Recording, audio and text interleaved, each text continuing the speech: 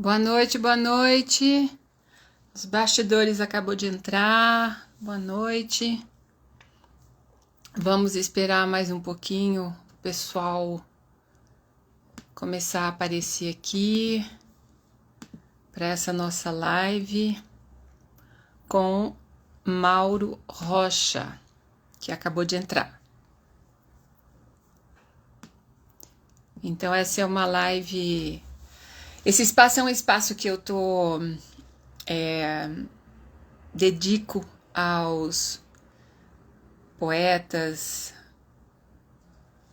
produtores culturais, literatos e demais pessoas que agem e atuam no campo da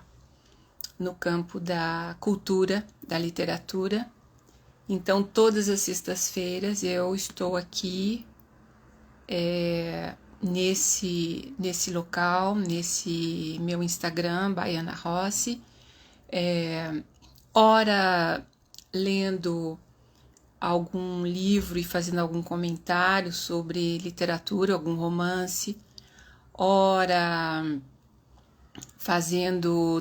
trazendo, né, um convidado. Hoje é o Mauro Rocha, falando de tradução também, que é uma das minhas, digamos, área de atuação. Eu também sou tradutora e gosto de tradução, então é um espaço que vai falar disso tudo, toda sexta-feira. Porém, essa sexta que vem, dia 26, eu estarei lançando o meu livro de crônicas, este aqui, no Gentil Café. Boa noite, Genilda. Boa noite, Glauber. Então, vai ser Gentil Café, das 18h30 às 20h30, lá na Asa Sul, tá? Então, eu convido vocês todos para irem para lá e a partir de 18h30 vai ser umas 2 horas. Vamos ter algumas animações que eu não vou revelar aqui, mas que vão complementar aí a nossa noite. Então, que todos que possam entrem lá. Então, eu vou chamar aqui o Mauro para ele entrar.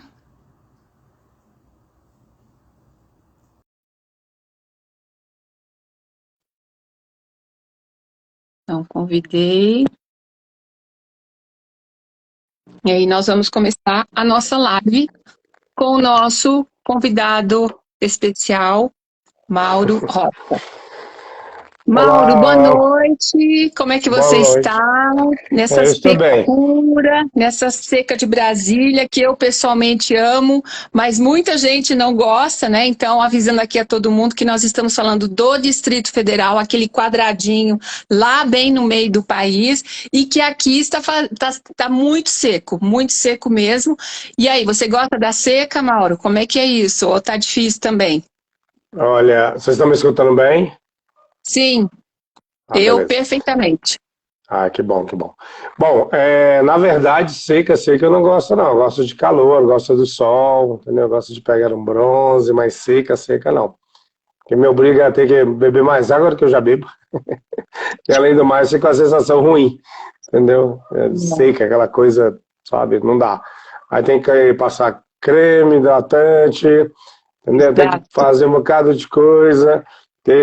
Os caras que não passam creme hidratante estão vacilando, porque isso melhora pra caramba a sua pele e ela respira, né? Entendeu? Então, Exatamente. se liguem nessa situação aí, porque vale a pena, entendeu? Exatamente. Então, abordagens diferenciadas da seca, né? Aqui no Distrito Federal. Então, a gente vai começar. Então, mais uma vez, Maura, agradeço você ter aceitado esse convite. E eu vou começando eu falando do Mauro. Como é que eu vou fazer isso? Eu pesquisei algumas informações e vamos ver o que vai sair dessa live aqui. Então, Mauro Rocha, ele é brasiliense de coração. Ele nasceu em 14 de novembro de 1970, na cidade de Teresina, no estado do Piauí. Ele é membro fundador da Academia Cruzeirense de Letras, da qual ele foi presidente entre os anos de 2015 e 2017 e vice-presidente entre 2014 e 2015. Ele participou de um monte de concursos literários, eu vou citar alguns aqui. Então, Concurso Nacional Novos Poetas Sarau Brasil, de 2015 pela editora Vivara, a 17ª Antologia Poética de Diversos Autores, foi pela editora Poiarte, 2015, o Prêmio Literário Escritor Marcelo de Oliveira Souza e uma antologia em 2014, a Antologia Literária Noel Rosa em Poesia 2011, e tem muito mais coisa, pessoal. Então, aqui eu quero acrescentar que o Mauro também é produtor cultural, ele é um divulgador cultural, ele tem um trabalho nas redes sociais que eu considero bem interessante, porque cobre justamente essa área, e ele também tem esse trabalho no âmbito da Academia Cruzeirense de Letras com o Sarau. Então, e ele é poeta. Então, ele tem isso tudo e é poeta. Então, Mauro, eu gostaria que você falasse um pouquinho dessa questão do seu papel. Você tem vários papéis aí, né? Então, vamos começar com o papel de produtor cultural, divulgador cultural. Conta pra gente aí um pouco como é que você... Duas coisas, realiza isso e como é que você chegou a isso? Bom, primeiro eu quero agradecer aí o convite, né? E fico realmente muito feliz. Raramente eu sou entrevistado, por incrível que pareça. É engraçado, mas eu entrevisto mais do que sou entrevistado. Bom, respondendo a sua pergunta, Ana, como é que eu comecei nessa história de ser produtor e tudo mais? Na verdade, eu sempre, desde adolescente, eu sempre assistia muitos programas de entrevistas, né? Várias entrevistas, para quem é da minha geração ou um pouco mais vai lembrar e conhecer, né? E alguns que talvez, né, sejam mais notórios aí para essa juventude. Mas o Conexão Roberto Dávila, que era repórter do Rio, né, que era muito bom, que passava no canal antigo, canal 2, não sei nem que canal é mais, que hoje em dia tem tanta coisa que você não sabe mais nem o que passa na televisão normal. E era domingo às 7 horas da noite. Eu gostava muito, assistia muito. A Marília Gabriela também era outra pessoa que eu assistia muito. O Jô Soares, né? Quem não assistiu o Jô, né, que infelizmente nos deixou aí. Entre outros. Então, mas essa questão da adolescente, eu ficava me imaginando entrevistando alguém, ser um entrevistador, fazer parte disso aí, que eu achava muito interessante. O Roberto Dávila foi o que mais me marcou nesse sentido, pelo jeito que ele fazia, pela simplicidade, né, que ele conseguia dominar o programa inteiro. Era 1 hora de programa e você não percebia essa 1 hora. Eu achava muito interessante. Aí nessa, eu ficava naquela, poxa, legal, bacana isso. Mas eu também comecei a fazer meu trabalho e tinha que divulgar. E como é que eu vou divulgar? Como é que eu vou falar? Como é que as pessoas vão conhecer? Acho que nessa, não por uma coisa assim, não, eu vou ser um produtor cultural, eu vou ser isso, não. Acho que ele veio naturalmente e daqui a pouco eu já estava dentro desse processo, porque aí a academia me trouxe isso também, me trouxe uma rádio, né? A gente teve na DF-FM, eu era o âncora, como eles falam, então eu conduzia praticamente o programa inteiro, eram 2 horas, e aos poucos fui aprendendo também a fazer, a ter a questão do sonho realizado, que era de entrevistar, não sabendo entrevistar, literalmente. Tá alguém falando aqui que gostava muito de assistir o Canal 2, eu também adorava. Exato, Genilda. E então, assim, fui aprendendo aos poucos a entrevistar, não sei se ainda consigo fazer isso bem, mas, enfim, mas assim, foi uma coisa que eu sempre tive na minha cabeça e que, de certa forma, né, se tornou e está se tornando em realidade, né, independente né, se eu sou bom ou não, aí já não é comigo, só eu que vou julgar, mas eu faço de coração e gosto muito. Então a questão começa para você com o fato, se eu entendi direito, com o fato de ser um poeta que sentiu necessidade e juntou aquela vontade lá, aquele gosto, né, aquela admiração pelos entrevistadores, e aí você começou a fazer isso. É um encontro de coisas, então, não é? Exatamente, um encontro de coisas. Eu tinha um produto, né? Por ser poeta, né, obviamente a gente, né, lança um livro ou faz alguma outra coisa relacionada que o seu texto esteja e tem que mostrar de alguma forma, né? Seja num blog, seja num livro, seja, sei lá, em algum lugar que você consiga aí mostrar. Essa é a questão da divulgação, do divulgador. E sempre gostei de divulgar mesmo. Divulgo muita gente aí, o pessoal sabe, eu não tenho muito essa coisa de, não sei o que, tá, manda que eu passo para frente. E o meu trabalho, né? Porque também, né, existe o meu trabalho, né?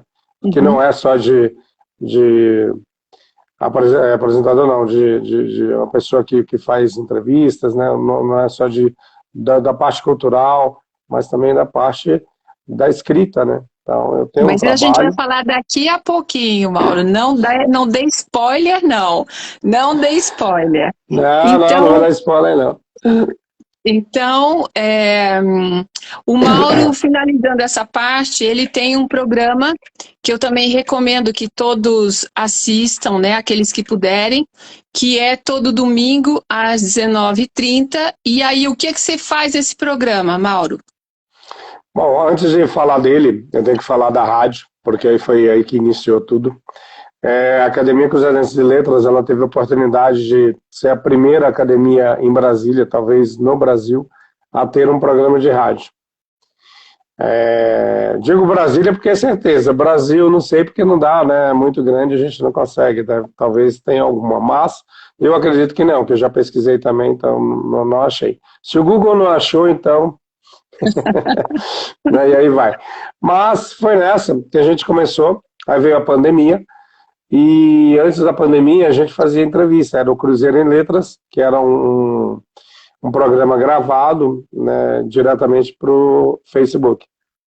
Aí veio a pandemia, dentro da pandemia, num dos meus momentos mais, sei lá, mais loucos, aí eu falei, não, tem que fazer alguma coisa, porque senão vai piorar mais ainda a minha situação.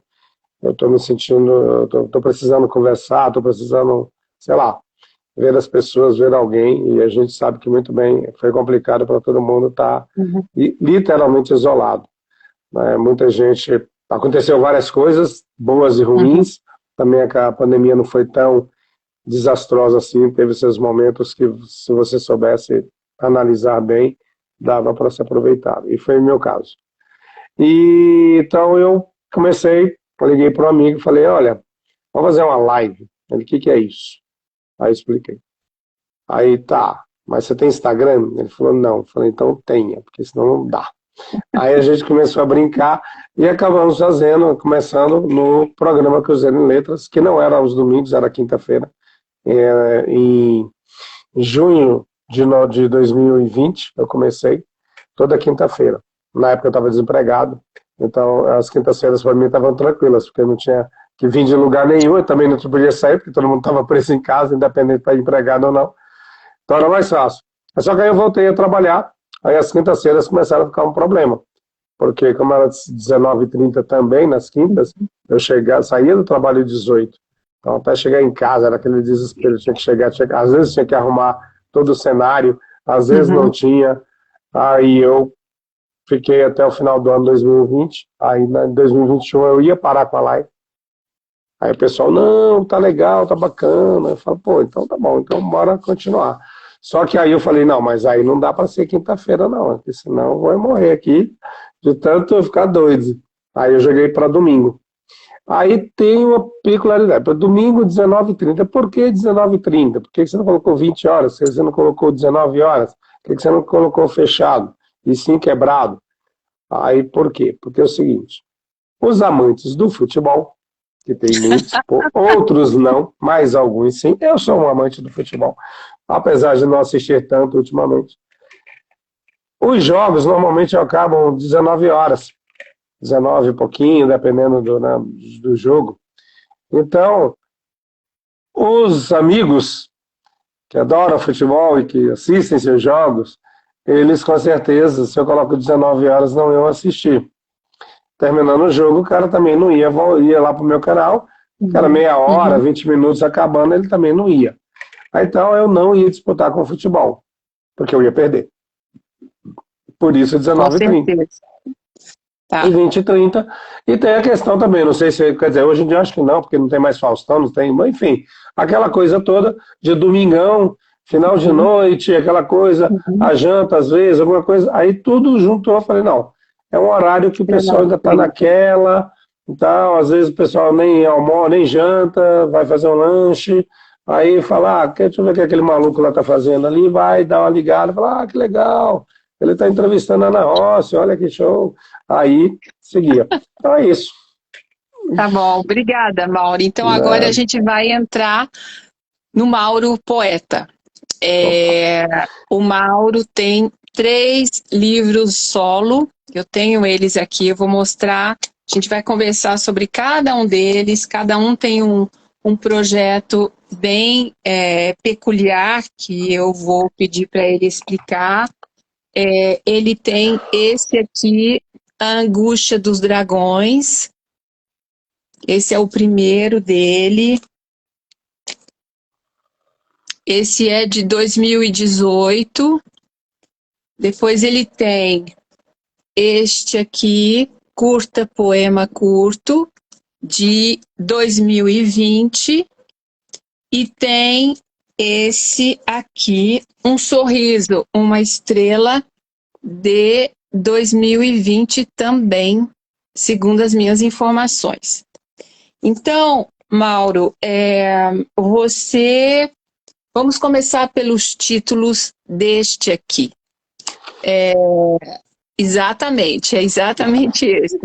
Conta aí como é que você concebeu esse título, e também vamos falar um pouquinho, porque tem gente que talvez goste disso, da capa, né? As capas têm uma peculiaridade, porque o Mauro tem uma pegada também, digamos, gráfica, de artes, né? Ele mexe com isso nas mídias. Então, explica pra gente, Mauro, o projeto do título e dessa capa aqui. Como é que foi isso? Ok. Mas antes disso, eu quero dar um alô a Elu Veiga, que entrou também, Noélia Ribeiro, boa noite a todos que estão entrando e que estão aí também.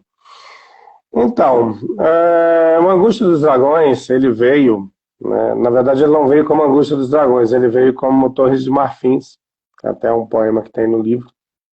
E foi uma fase assim que eu queria, não que eu tivesse assim, tal, né, mas eu queria escrever algo diferente do que eu normalmente escrevo. Não que eu seja assim notoriamente conhecido no Brasil inteiro nem no mundo, mas nos meus eu leio muito, eu sei muito o canto que eu escrevo e tal, e eu realmente, literalmente, estava cansado meio daqueles poemas assim. Eu falei, cara, eu preciso fazer uma coisa diferente, diferenciada, mas vai ser uma só. Aí comecei a escrever A Angústia dos Dragões. Só que não como Angústia, como Torre de Marfins. Só que Torre de Marfins eu fiz 10 capas do Torre de Marfins. 10. Aí nenhuma chegou ao que eu queria, nenhuma mesmo. Aí um belo dia eu estava num consultório, aguardando uma pessoa, e tinha uma revista lá, que falava de cultura e tal, e eu comecei a ler, né? Tava lendo lá, tava de bobeira mesmo, falei, deixa eu ler isso aqui. E num trecho lá, num conto, eu acho que era um conto, a pessoa fala da angústia dos dragões, mas ele não fala assim, ele tá aí não sei o que e tal, e a angústia dos dragões, blá, blá, blá, blá, blá, e eu parei, falei, angústia dos dragões, eu fiquei. Aí fui embora do local, aí fiquei pensando, falei, angústia dos dragões, cara, que interessante. Aí quando eu chego em casa, eu consigo fazer umas 3, 4 capas do Angústia dos Dragões, assim, pá, cada uma mais impactante que a outra. Para mim, né? Pelo menos a que estava ali, era a primeira pessoa que estava vendo. Aí eu, cara, que interessante essa. Só que tinha algumas que remetiam a outras coisas, né, que aí eram complicadas. Aí eu falei, putz, essa daqui não dá, porque além dessa angústia, de repente teve dor, aquela coisa da dor e tal, vai remeter coisas mais complicadas, mais sérias ainda. Aí eu abortei a ideia. Aí de repente me veio essa capa, que é exatamente a capa de um anjo e um demônio, né? O pessoal aí de repente vê. Que eu vi tá até na descrição, né? Era uma foto que eu vi na internet, só que pequenininha. Aí eu procurei essa capa em alta resolução, comprei a foto em alta resolução. Aí eu achei, claro, no site, era um site japonês e tal. Aí pesquisei também para ver se não tinha nenhum livro, não tinha nada relacionado. A única coisa que eu encontrei foi uma loja de tatuagens do outro lado do mundo, que tipo, acho que não era nos Estados Unidos, sei lá, que tipo, nem. E era em neon, assim, nem remetia. Aí eu falei, pô, legal. Aí eu fiz. Só que como fazer? Aí eu pensei nas capas como as asas. Como é um anjo e um demônio, exatamente, então eu coloco no meio, né? No meio eles dois e as capas como asas. E coloco eles mais claros, você vê que ele não está nítido, nenhum dos dois, né? Você tem que realmente olhar bem o que é. Porém, as asas não. As asas estão em alto relevo, no relevo e não. Esqueci agora o nome que eles falam. É um produto que eles utilizam para brilhar e dar um reflexo bacana. Aí foi nessa ideia, exato. Ele reflete, foi essa ideia. Né? Legal. Que é mais, né, que aparece realmente a questão, que é o verniz. Pronto, ela tem, lembrei, ela está envernizada, ela tem um verniz que faz com que ele fique esse brilho para chamar a atenção, porque eu só queria as asas e o nome do livro, né, na frente, assim, só isso, mais nada. O resto era fosco mesmo e o sol. Aí nessa, eu adorei a capa, fiz a capa, que eu faço as minhas capas, fiz a capa desse jeito e adorei. Aí eu falei, cara, essa é a capa. Eu fiz 4 dele, 3 mais ela, e fechei. O outro eu fiz 10 e não tinha nada. Eu falei, meu Deus do céu. E é isso, aí nasceu a Angústia dos Dragões, a capa nesse sentido, trazendo uma mensagem para mim, que na verdade eu trabalhei esse livro para o Jabuti. Aí, para quem não sabe, né, até os escritores aí que de repente estão aí, talvez não saibam, o Jabuti, ele começa a classificar a partir da capa. Você manda seu livro, um dos primeiros critérios é a capa. Mas a capa como? A capa tem que ser bonitona, lindona, não sei o que, isso, aquilo, não. A capa tem que conversar com o livro. Aí eles olham Tudo a tem que ser capa... coerente, né? Uma coisa coerente. Exatamente, tudo. Aí eu realmente pensei nesse livro numa questão mesmo de participar do Jabuti. Então eu fiz ele todo olhando literalmente o edital do Jabuti. Era a capa, era isso, era aquilo e tal. Falei, legal. Então a capa trabalha com Não, esse é o melhor livro. Obrigado, querido. A capa junto com tudo. Então foi um trabalho realmente de 4 meses que eu fiz. Ele durou 4 meses. Paralelo a ele, eu já estava com o Curta Poema Curto feito, Um Sorriso à Estrela feito e o outro que eu vou lançar feito. Paralelo a isso, eu estava fazendo os outros 2 e ele. Então eu estava fazendo 3 livros, na verdade, na época. Aí eu finalizei ele.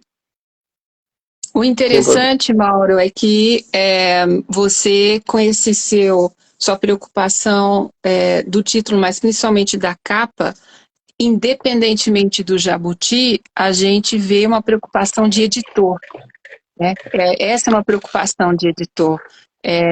Você tem os editores, digamos, clássicos, caberia a eles pensar essa parte. Então, eu achei bem interessante essa sua proposta de pensar o todo, que claro, tem a ver com o Jabuti, mas tem também a ver com o seu lugar como poeta, mas mais do que isso, como uma pessoa que quer construir a coerência do livro dele.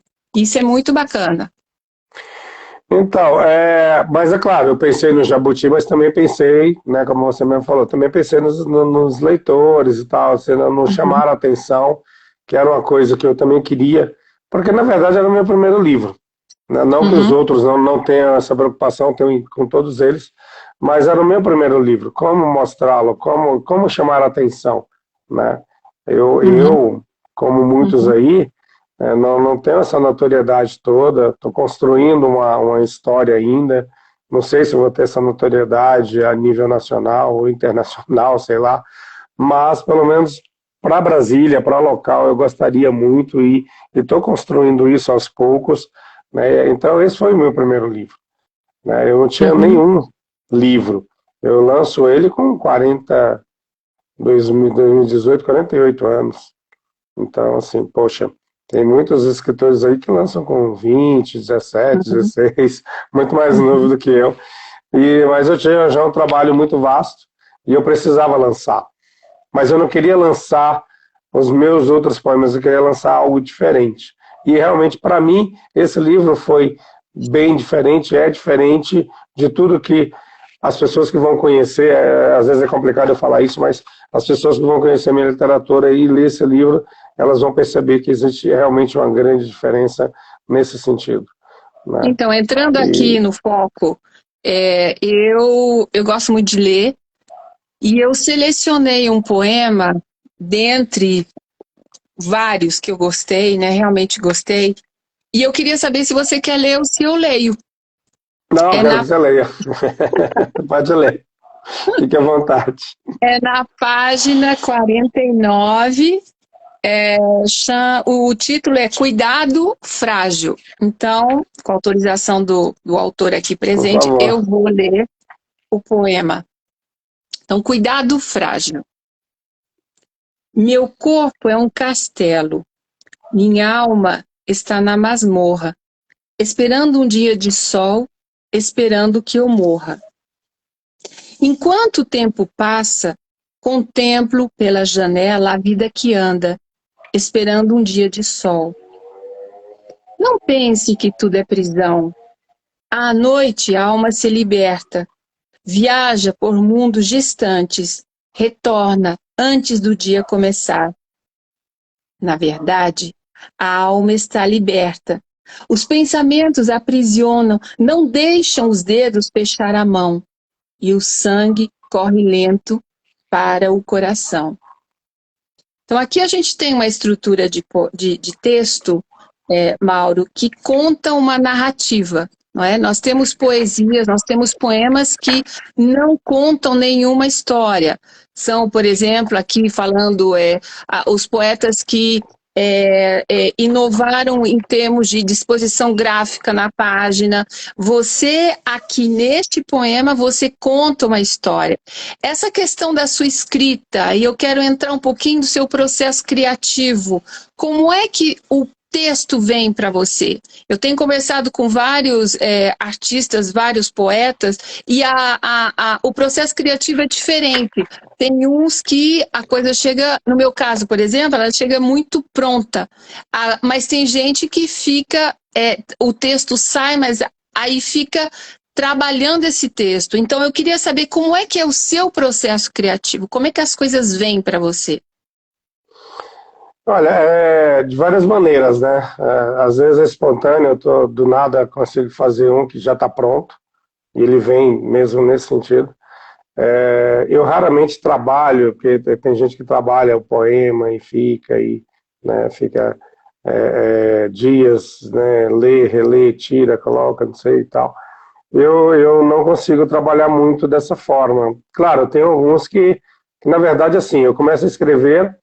Aí vamos dizer que eu pare, né? Duas estrofes, uma linha. Aí eu, escrevi aquilo e tipo, não consigo desenvolver. Aí eu falo, deixa para lá, deixa quieto. Esqueço dele. Mas, normalmente, quando eu escrevo, e às vezes, né, é muito louco também, às vezes acontece de eu escrever, por exemplo, um poema, acabei de escrever um poema, escrevo outro, daqui a pouco escrevo outro, daqui a pouco escrevo outro. 3, 4 seguidos. Né? Mas eu não tenho muito essa coisa do, não, peraí, deixa eu parar, deixa eu ver. Um ou outro que às vezes eu leio que eu acho que não está pronto. Acho que do Angústia dos Dragões, teve acho que um ou dois que eu dei uma parada assim, falei, não, deixa eu pensar um pouquinho, deixa eu reler isso aqui e ver bom, não sei se está bom, se está ruim, mas deixa eu mudar algumas coisas. Mas normalmente não, meu processo muito,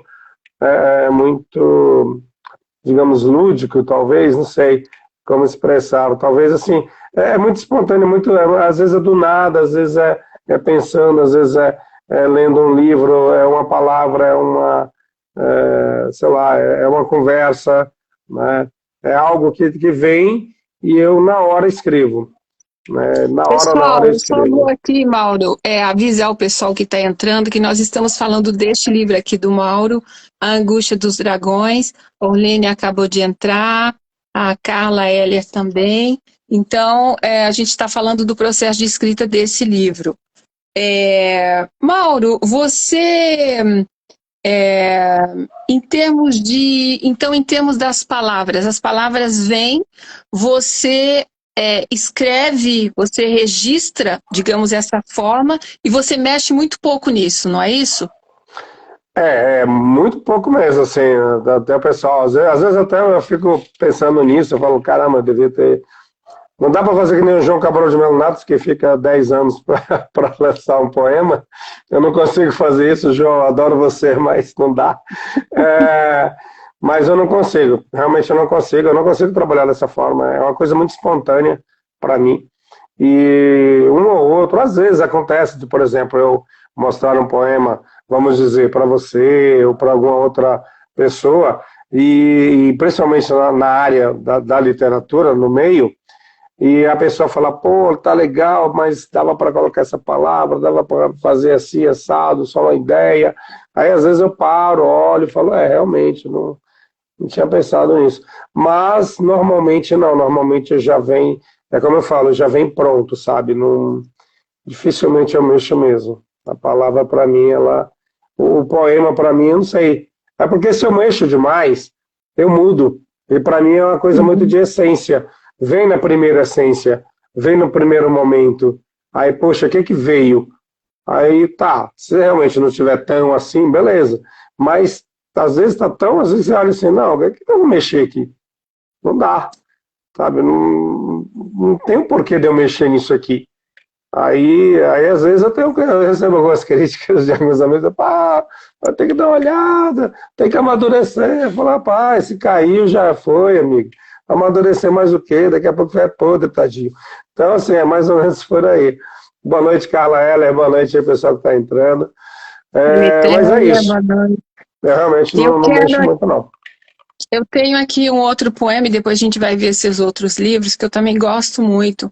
Aí eu reitero a pergunta, você quer ler ou eu leio? Facas. Não, por favor, pode ler. Qual a página? 35. Do 35. Facas.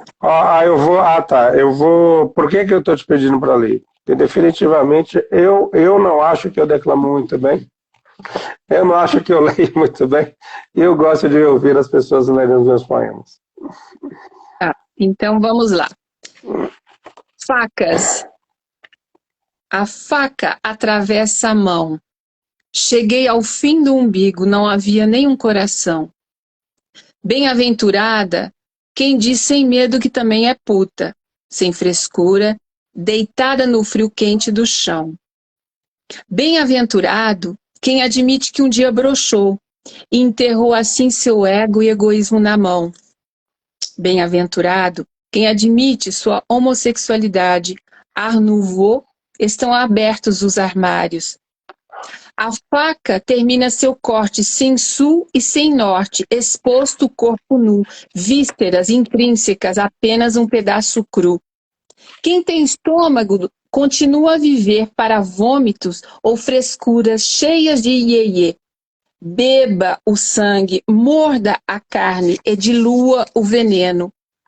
O grito das minorais já ganha o vento. Se você acha que é utopia, comece a correr, porque o grito é o início da liberdade humana, no ponto certo da horta, um corte. Bem-aventurado quem fecha a porta e sabe abrir 1000 outras ruas nuas, ávidas de oportunidades. Bem-aventurado o bem e o mal que mergulha no inferno astral. Para nascer poema e jogar o verbo na parede com uma pitada de pimenta e uma cerveja brindando a tarde. A faca atravessa a mão. Na loucura eloquente havia um coração. Esse poema, até na hora da leitura, né, ele é muito forte. Ele fala de várias coisas e é uma mensagem assim muito contundente, né? Como, aliás, eu acho que todo o seu livro é muito contundente, é muito certeiro nas coisas, né? Você vai assim, você falou de essência, né? Você vai no âmago ali, tá? Que é certeiro o negócio. O que esse poema Facas, né? Porque é a faca que atravessa, é a faca, e a gente entra um pouco em interpretação de texto, que é uma área que eu gosto bastante. É facas, né? Inclusive está no plural. E você termina, então, o final da minha pergunta é para nascer poema. Então, de alguma maneira, você fala aqui de como nasce um poema. O poema nasce como uma faca, cortante, duro, para encontrar o seu lugar em nós e no mundo? Boa pergunta, muito boa. Não sei se eu vou conseguir responder, mas tudo bem. Na verdade, eu acho que, assim, como facas ou como faca, né? A faca é aquela coisa, né? Você tem a faca que corta de um lado, você tem a faca que corta de dois lados, né? Você tem facas de várias maneiras, de vários jeitos, né? A faca que é cega, né? A faca que é muito bem amolada, né? Então que ela é trabalhada. E em qualquer situação que você tenha, ela virá de uma forma que é a forma que quem está fazendo ela, né, ou que encomenda foi feito para ela vai nascer. E o poema, eu acho que é isso também. Ele vai nascer da forma de uma faca. Ele pode cortar, ele pode ser cego, ele pode simplesmente cortar dos dois lados, né? Ele pode estar muito bem amolado, ao ponto de que, porque é amolado, é exatamente o momento em que a pessoa vai, não está bom, volta, amola mais, não, ainda não deu corte, amola mais e mais. É o trabalho que às vezes eu não faço, porque para mim ele já vem pronto, né? Muitas das vezes, não todas, mas aí a faca representa, no caso, isso também. Essa coisa da dureza, do corte, da dor, do ir ao fundo, né, e voltar de um jeito que às vezes, né, não tem mais jeito, né, ou então ele não corta, porque ele está cego. E o poema também às vezes não corta, às vezes não diz nada, né, só são palavras ali expostas, mas ele não quer dizer nada, ele não traz você para lugar nenhum, não te leva a lugar nenhum. Como os textos, né? A gente às vezes fala, eu não sei se eu vou estar certo ou errado nesse sentido, mas às vezes a gente fala assim, por que você leu aquele texto, adora aquele texto, por que ele mudou a sua vida, por que ele fez isso ou aquilo, porque às vezes acontece muito em música, em cinema, em qualquer texto que venha, seja visual ou não, ele muda. E é exatamente isso, às vezes esse poema que não corta, né, esse texto que não diz nada, simplesmente você vai ler e vai esquecê-lo.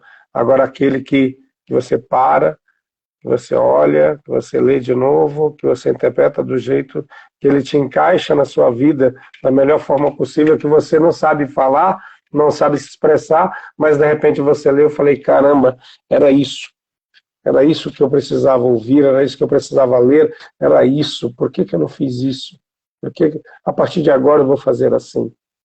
Então, essa é a faca que corta de ponta a ponta. A Genilda está falando aqui, né? Belíssimo poema, excelente interpretação. A faca tem duas faces. Então,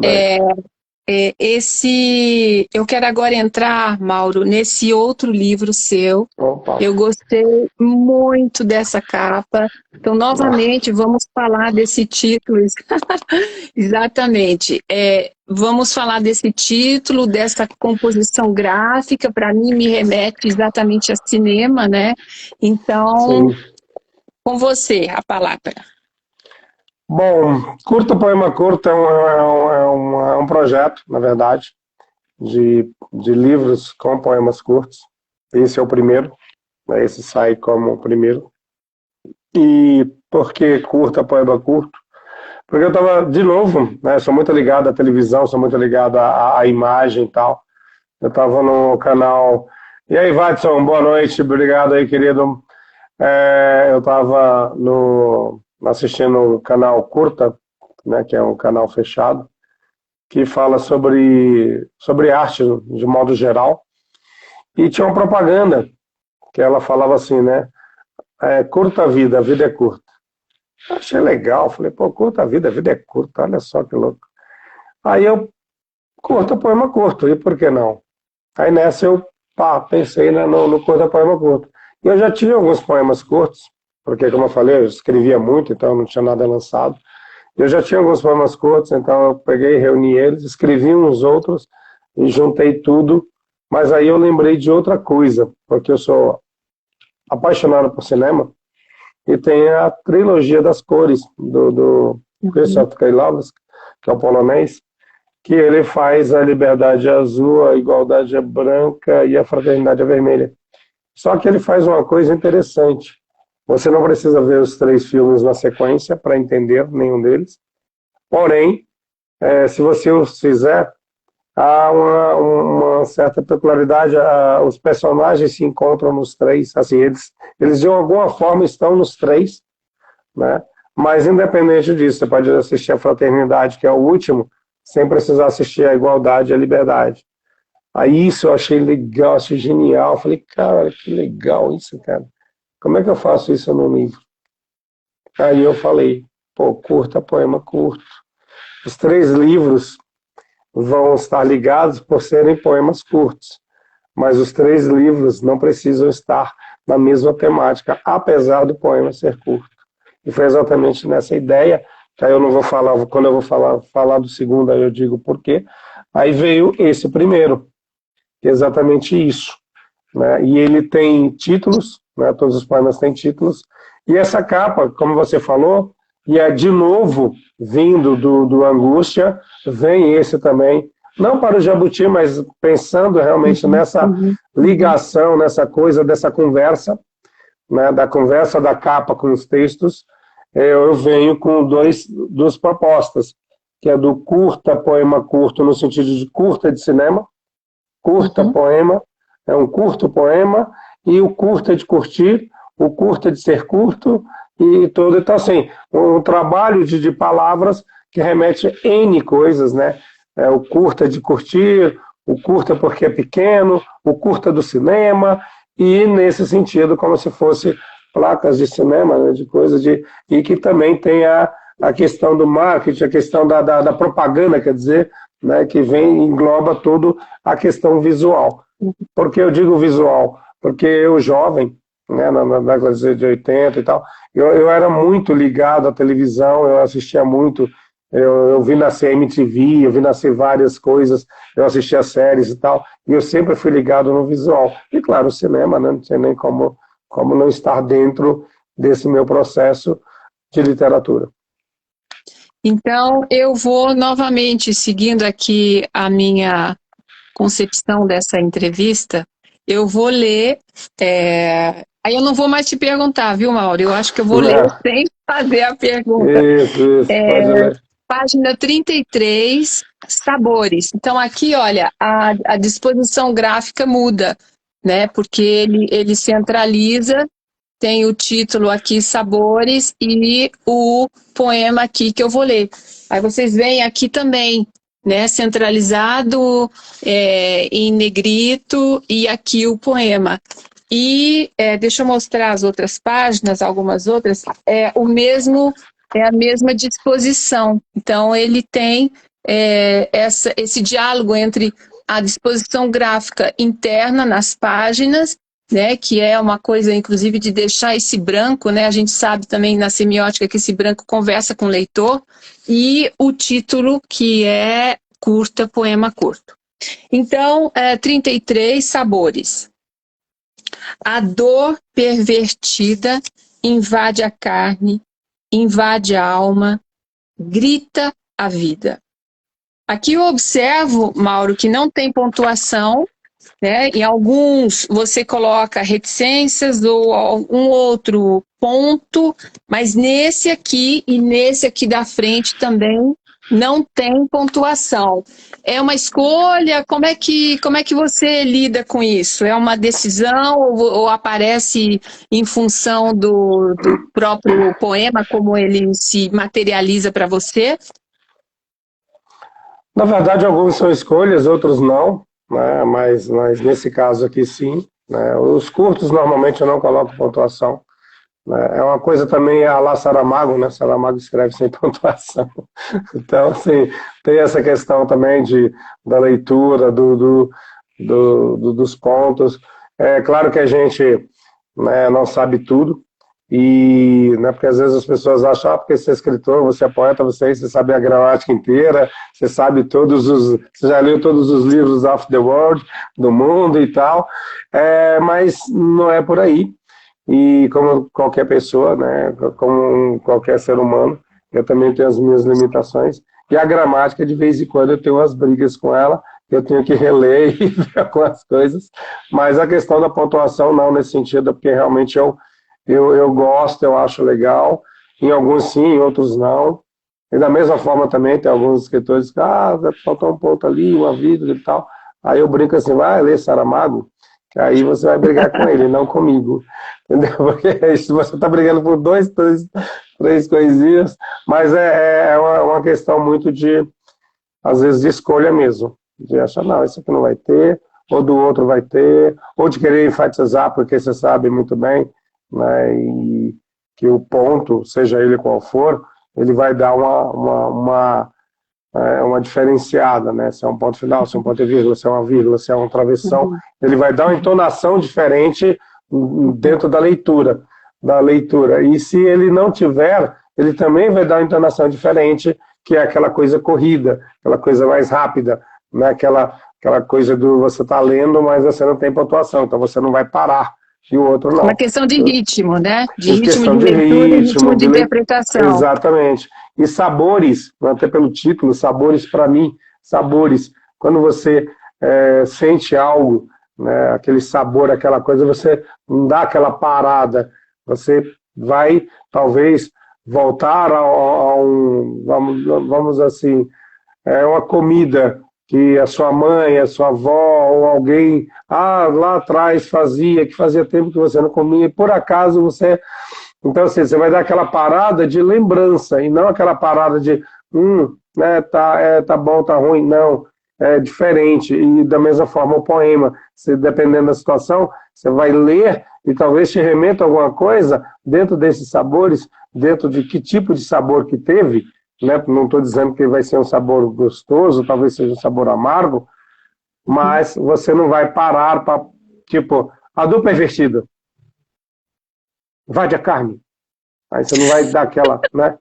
Invade a alma, grita a vida. Não, a dor pervertida invade a carne, invade a alma, grita a vida. E aí você faz a ligação, né?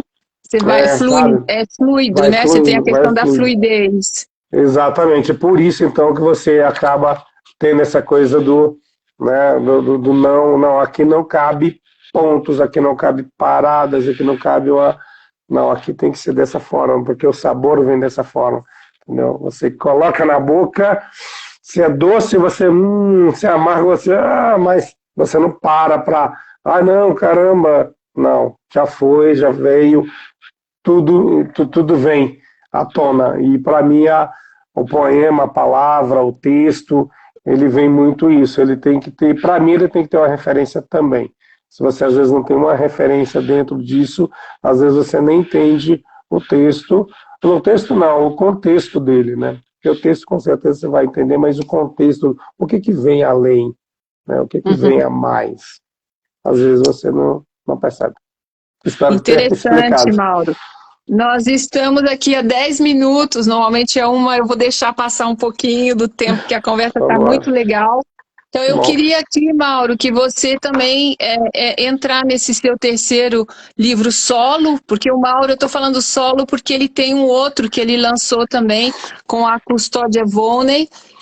Eu queria que você falasse sobre esse título, a capa, que é sempre relacionada a esse projeto e a gente entra depois na leitura. bom, esse é o segundo da trilogia, né?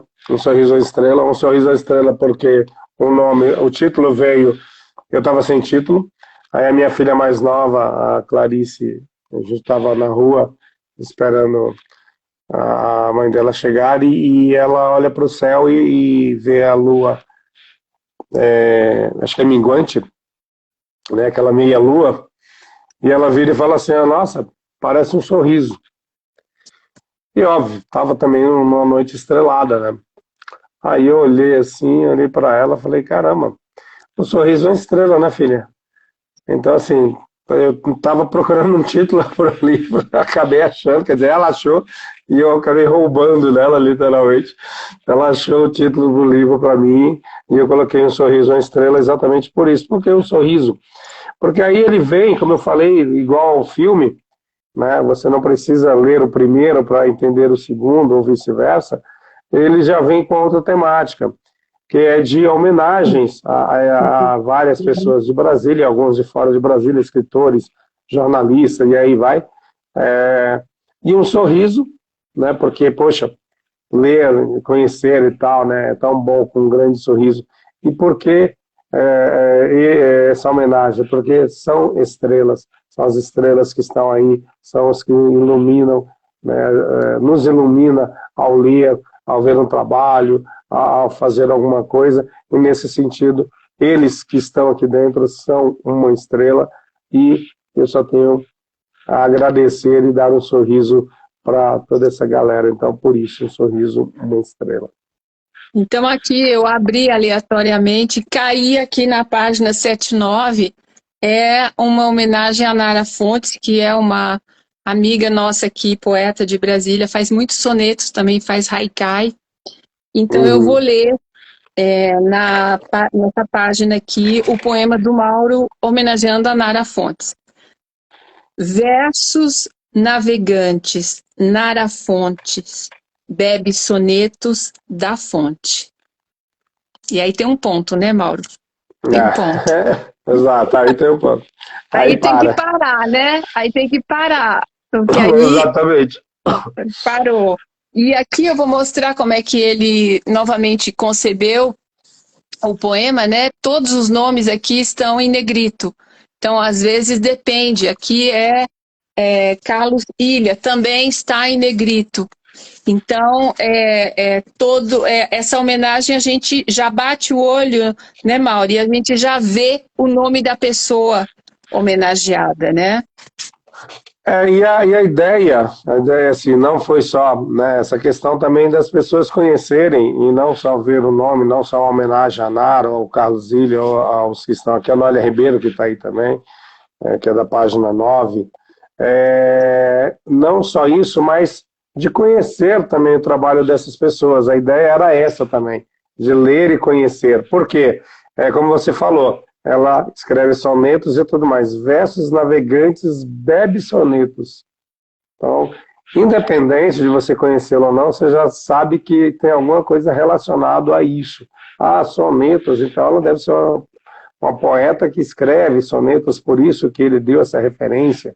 É mais ou menos por aí. Então, acaba sendo, como você falou no início, a questão do produtor, a questão da pessoa que divulga, do divulgador. Eu estou aqui também, nesse livro, divulgando as pessoas de alguma forma, dizendo o que elas têm, o que elas fazem, de alguma maneira. Então, relacionando elas com a profissão ou com o gostar delas, para que quem leia, eu nunca ouvi falar em Nara Fontes, de repente vai e procura.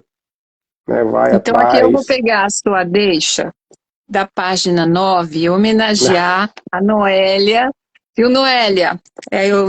Você entrou aí, eu não te saudei, você e a Lu Veiga, mas vi vocês entrando. Então, na página 9, Mauro Rocha homenageia Noélia Ribeiro. E eu leio, né, Mauro? Por favor. Tá. Então, o poema que te tempera sussurra com arrepio, atarantada, espevitada. Noélia Ribeiro, escalafobética. E essas três, aí eu vou falar que eu gosto muito dessas palavras que a Noélia usa e que estão nos livros dela, né? Então aí, Mauro, é com você. Fala um pouquinho aí, ela já botou aqui, oba! Que na verdade são livros dela, né? Atarantada, Espevitada e Escalafobética, são livros, são títulos dos livros dela. E exatamente, como eu falei, a ideia exatamente é essa, de você, de repente, ao ler, procurar saber quem é Noélia Ribeiro, procurar saber por que desses nomes, né, que são diferentes e tal. Então, são os títulos, exatamente, são os títulos dos livros, e essa é a ideia, entendeu? Mas por que você me fala isso? Porque eu gosto muito de Chico Buarque, eu gosto muito de outros escritores e tal, e eu aprendi uma coisa com ele, principalmente com o Chico, de vez em quando ele colocava o nome de alguém. Então, o Pablo Neruda, por exemplo, eu descobri por causa de uma música dele, né? O Pixinguinha eu já conhecia, mas ouvi, né, numa música dele, entre outros escritores, outras pessoas que de repente homenageavam, né, os seus ídolos ou algo assim. Outro dia eu li um poema eu ouvi um poema do poeta Will Guará, lá de Minas, e ele fala do Negro Gato. Aí na hora que ele falou Negro Gato, eu sabia que era o Luiz Melodia. Então, assim, você tendo essa referência, né? E aí poxa, quando eu comecei a escrever esse livro, eu realmente pensei nisso. Como é que eu vou homenagear e como é que eu vou fazer com que, de repente, alguém que esteja lendo se interesse em, pelo menos, conhecer. Pode não consumir, né, no caso do escritor, ou sei lá, do trabalho que for, mas pelo menos conhecer. Então era dessa forma, trazendo de uma forma que o texto trouxesse alguma coisa nesse sentido.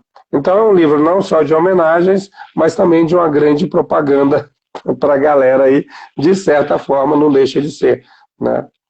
Isso mostra que Brasília tem muitos poetas, né? E precisamos contribuir para divulgar isso e mostrar realmente a produção de muita gente que está aqui. Eu acho que também esse é o seu intuito, né? Na proposta de divulgação cultural. Outro dia estavam me falando o número de saraus que tem aqui, é um número assim elevadíssimo. Talvez você tenha esse número, eu não tenho, mas é muita coisa, é muita gente declamando, é muita gente publicando, é muita gente se encontrando em torno da poesia, em torno das palavras poéticas, e é algo que quando a gente começa a entrar no meio, a gente vê, realmente tem uma grande produção aí com gente que realmente vale muito a pena. Então, eu vou aqui trazer esse seu último livro publicado, que é um outro projeto, né, Mauro? Que é uma conversa com a Custódia Volney. Então, é Mauro Rocha Custódia Volney. E esse aqui, ele é contos, crônicas, como é que você define? Mini-contos. Eu defino como mini-contos. Eu realmente defino, mini-contos. Até 16 linhas, 15 linhas, mais ou menos. Às vezes eu passando um pouquinho, né, que a Custódia às vezes passava, mas mais ou menos nessa ideia. Então, o aperitivo, ele veio, né, primeiro o nome nasceu bem depois, mas ele veio com uma proposta, primeiro para mim, assim, de desafio, né, porque eu escrevo mais, você mostrou 3 livros, né, de poemas. Então, minha área realmente é a poesia, né? Posso dizer que a minha praia é a poesia, nesse sentido, de leitura e de escrita também, que eu adoro ler poesia também. Mas eu também comecei a escrever contos para escrever um romance. Foi um trabalho todo elaborado, então eu comecei a escrever contos para pensar em personagens, para de repente escrever um romance, porque eu não sabia trabalhar os personagens, eu não ia trabalhar ele dentro de um romance que ia ser complicado, eu tinha que ter uma experiência antes. E eu gosto desses laboratórios para depois fazer o projeto acontecer. Aí eu comecei a fazer alguns contos. Aí eu tive a oportunidade de uma outra amiga, que é a Gassi Simas, que ela virou para mim e falou assim: você não faz mini conto? Aí eu falei: ué, mas eu não, mal consigo escrever um conto que é de 2 páginas, 1 página, vou fazer mini conto aonde? Aí eu comecei a fazer com ela, mas numa proposta interessante. Eu falava uma palavra, ela falava outra, e aí a gente ia, eu jogava uma palavra para ela jogava uma para mim e a gente fazia. Então, no início, eu não conseguia fazer, e eram 10 linhas só. Eu não conseguia fazer.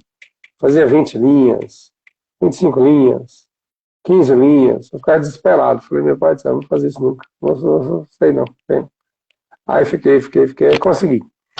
Aí nós temos esse projeto, né? Ele não foi para frente, mas a gente está com todo ele. Não, qualquer hora ele sai.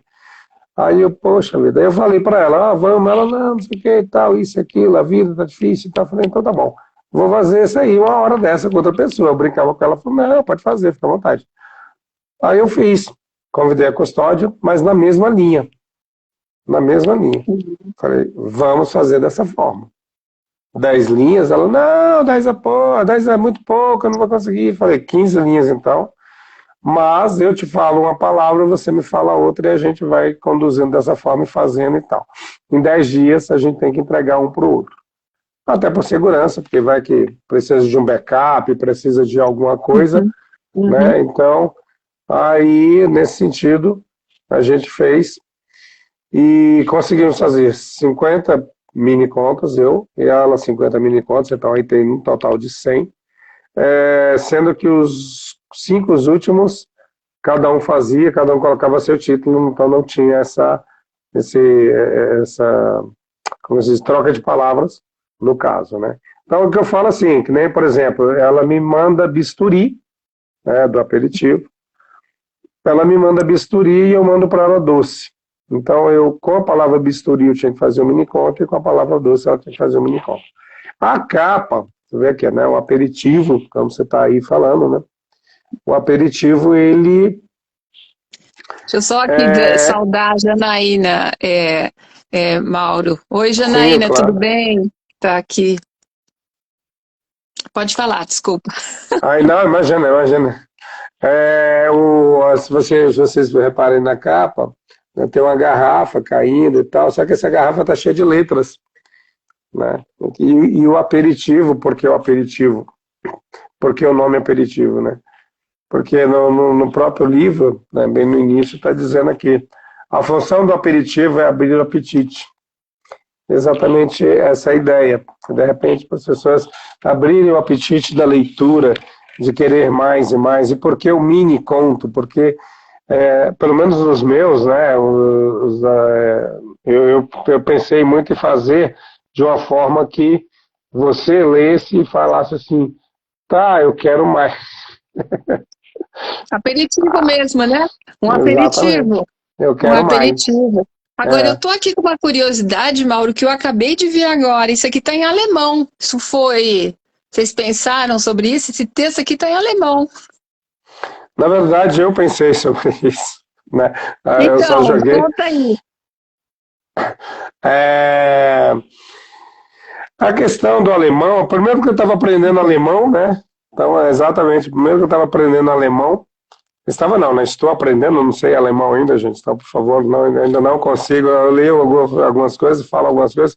Eu estava no processo de aprendizado e eu achei interessante, porque, de qualquer forma, né, nós temos bebidas alemãs muito boas, cervejas, né, temos o próprio vodkas, isso e aquilo, tem aqui essa questão, né, e a questão também da língua, independente da língua, você pode ter um aperitivo.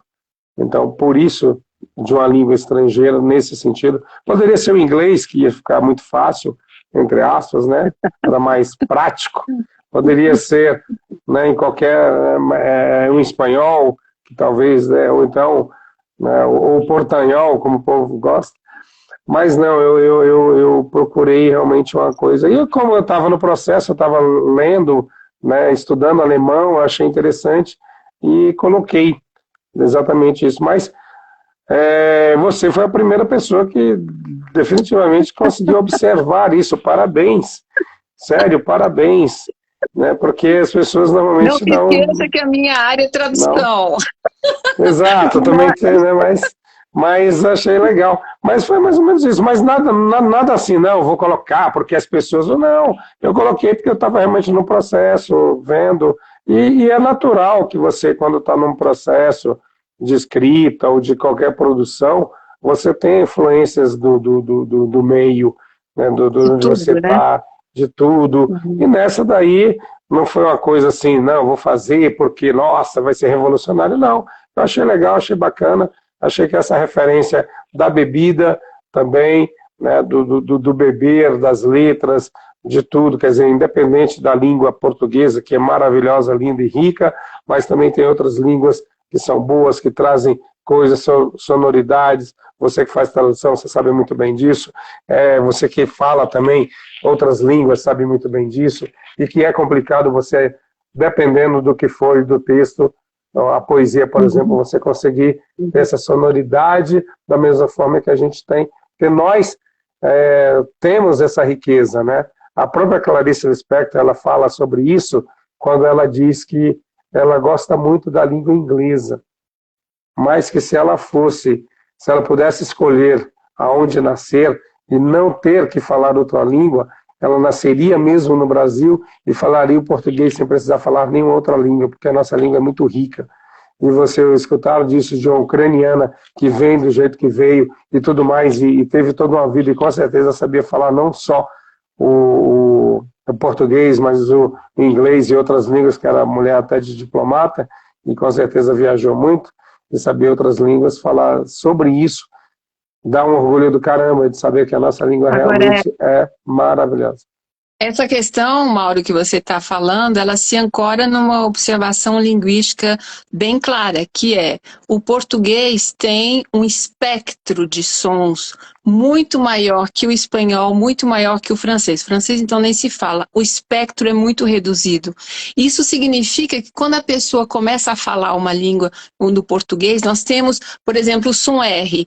Nós temos o ro, nós temos o ro, nós temos pelo menos dois tipos, e a linguística, assim, não é minha área, né? Essa área não é, eu passo por isso por causa da tradução.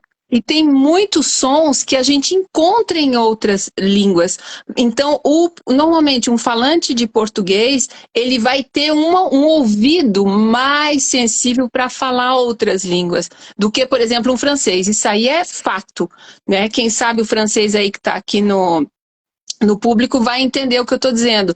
A dificuldade, e o português não, ele tem um espectro muito maior. Então isso aí que você está falando da Clarice Lispector se baseia realmente em estudos, né, que comprovam isso. O espectro sonoro do português, porque eu não sei, ele é muito grande, ele cobre uma área importante, inclusive na questão fonológica, né? Então eu queria ler, Mauro, você tem alguma sugestão para a gente ir finalizando essa live? Olha, não, vou deixar você escolher, porque senão a minha sugestão vai ser muito Não, direcionada pode a falar, um eu dos fiz que as eu gosto primeiras. pra caramba. Não, Não, pode leia, falar. por favor, pode escolher, fica à vontade. Olha, eu vou pelo... Bom, esse aqui, tem vários que eu gostei, mas assim, agora eu abri Mãos, na página 51. Mãos, é esse texto aqui, tá? Esse aqui, Mãos. A mão divide-se geralmente em 3 regiões: carpo, metacarpo e falanges. Mas por que estou pensando nisso? Nicolas, você vai perder o ônibus e lembre-se de escovar os dentes e lavar as mãos. Tá, mãe. Talvez seja por isso que estou pensando nas mãos, essa preocupação de todos, melhor, de todas as mães. acho eu. Até chegar à escola, será que vou ficar divagando sobre isso? Mas para que servem as mãos? Carinho, firmeza ao pegar algo, causar dor se bater forte, para fazer barulho. E quando não se tem visão ou estiver de olhos fechados, serve para reconhecer as superfícies e estruturas de objetos ou formas. Procura esse pensamento. E a humanidade já teve que usar as mãos para passar álcool em gel? Não é álcool em gel, né? É uma afirmação. Senhor Nicolas, responda a questão. Está pensando em quê? Desculpa, professora. Estava pensando no uso do álcool em gel. O álcool em gel não vai lhe ajudar, espertinho. Menos um ponto. Renata, responda. Tchau, Noélia. Você está indo. Obrigada, querida, por ter estado aqui. Essa aqui foi a queda, como a gente diz, né? A queda foi, nossa, essa professora aqui, aí eu me comovo, porque eu sou da área de educação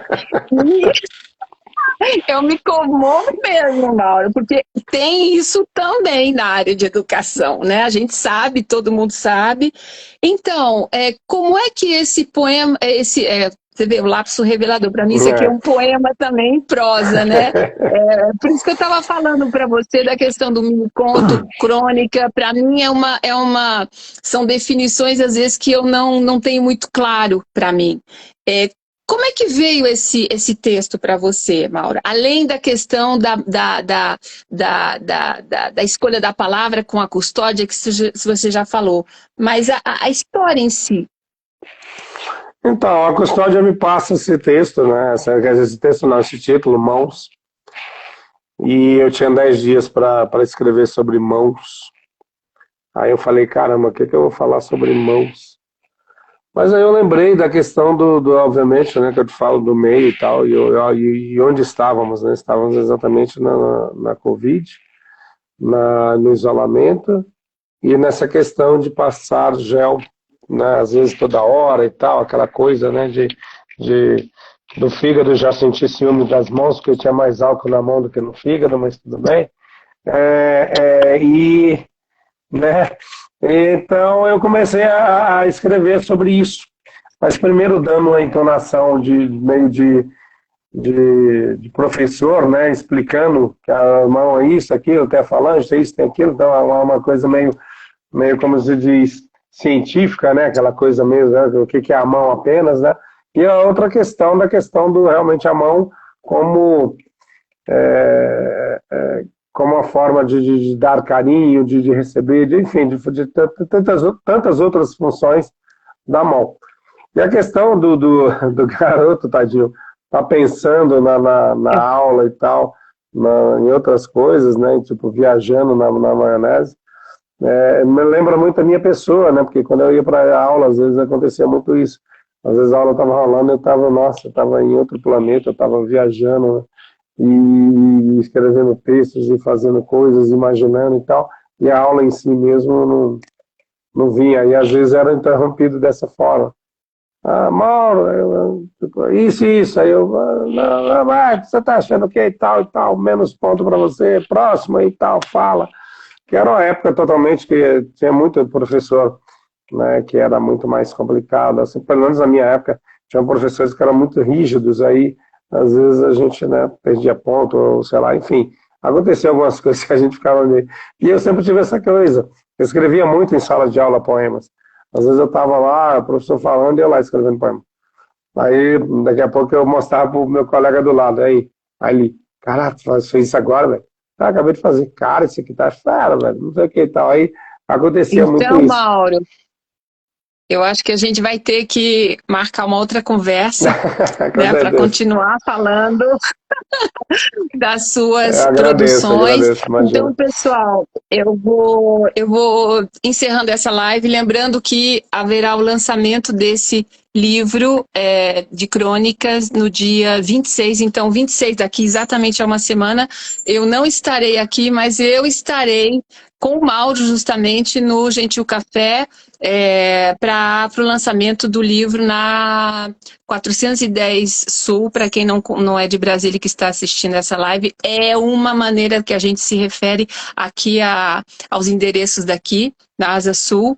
Então, Mauro, eu queria que você falasse suas palavras finais e a gente vai encerrar daqui a pouquinho, mas por favor, a palavra é sua. Ok, bom, só quero agradecer mesmo ao convite, agradecer esse bate-papo, foi maravilhoso, muito legal, né, que remete aos meus livros, eu achei muito bacana. E a todos que estiveram aí, né, a Noélia que já saiu, mas também agradeço a ela e a todos por essa noite agradável, uma sexta-feira muito boa.